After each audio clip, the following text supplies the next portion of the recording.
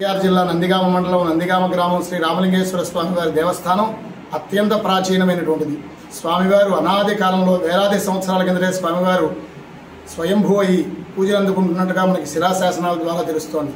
కాలగర్భంలో ఆలయం కలిసిపోగా గత సుమారుగా 350 సంవత్సరాల కిందట అమరావతి ప్రభువులు రాజా వాసిరెడ్డి వెంకటాద్రి నాయుడు దొరవారి హయాంలో ఇక్కడ గోవుల కష్టం ఉండేది. ఆ యొక్క గోవుల కష్టం ఎరువు దిబ్బంతా కూడా స్వామివారు ఉన్న చోట వేస్తూ ఉండేవారు. అది తీస్తున్నటువంటి సమయంలో స్వామివారు బయటికి రావడం, స్వామివారిని స్వయంభూగా భావించి అక్కడే ఉంచి రామలింగేశ్వర స్వామిగా నామధేయం చేసి స్వామివారికి 350 సంవత్సరాలుగా సుమారుగా స్వామివారి పూజా కైంకర్యం నిత్య పూజా కైంకర్యములు ప్రారంభం చేసి జరపడం జరుగుతుంది. అదే సమయంలో వాసిరెడ్డి వెంకటాద్రి నాయుడు వారి టైంలోనే ఆ సేతు హిమాచల పర్యంతం మరెక్కడా లేనటువంటిది యొక్క దేవత సుఖశ్యామలాంబ అనేటువంటి అమ్మవారిని ఈ ఆలయంలో ప్రతిష్ఠ చేయడం జరిగింది. శ్యామలాదేవిలో 7 శ్యామలు ఉన్నారని ప్రతీతి. అందులోనూ సుఖశ్యామలాదేవి చాలా గొప్ప దేవత. శ్రీచక్ర నవాభరణార్చన నందు ఎంతో విశేషమైనటువంటి ఈ యొక్క దేవత ఈ కాశ్మీర్ నుండి కన్యాకుమారి వరకు మరెక్కడా కనపడదు.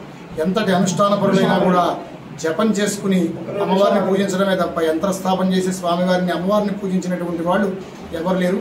వెంకటాద్రి నాయుడు వారి హయాంలో అటువంటి అమ్మవారిని ఇక్కడ ప్రతిష్టాపన చేసుకోవడం, ఆ రోజు నుంచి ఈ రోజు వరకు కూడా మాఘ శుక్ల చతుర్దశి నాడు కళ్యాణం చేసుకుని పౌర్ణమి నాడు రథోత్సవం జరుగుతుంది. ఈ యొక్క అమరావతి రాజా వాసిరెడ్డి వెంకటాద్రి నాయుడు వారి హయాంలో 108 దేవాలయాల వరకు ఏకకాలంలో ప్రతిష్ఠ చేయడం జరిగింది. అటువంటి విధానంలో ఈ యొక్క అమరావతి అమరలింగేశ్వర స్వామి, నందిగామ రామలింగేశ్వర స్వామి ఈ ఇద్దరు కూడా స్వయంభూమూర్తులుగా వెలసిల్లారని వారి యొక్క సంస్థానంలో ప్రతీతి.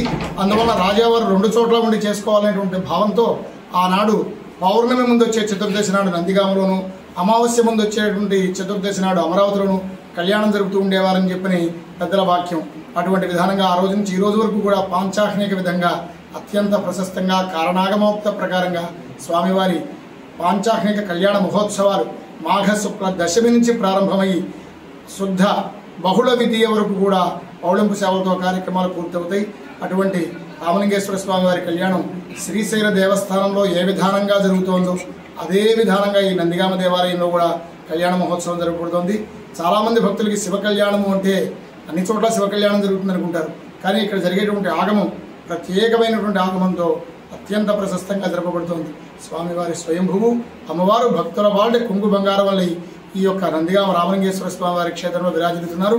ఎంతో విశేషమైనటువంటి కళ్యాణానికి వేలాదిగా భక్తులు వచ్చి స్వామివారి కళ్యాణ మహోత్సవాన్ని తిలకించుకుని రథోత్సవాన్ని గావిస్తారని ఈ విధంగా మనం తెలుపుకోవడం జరుగుతోంది.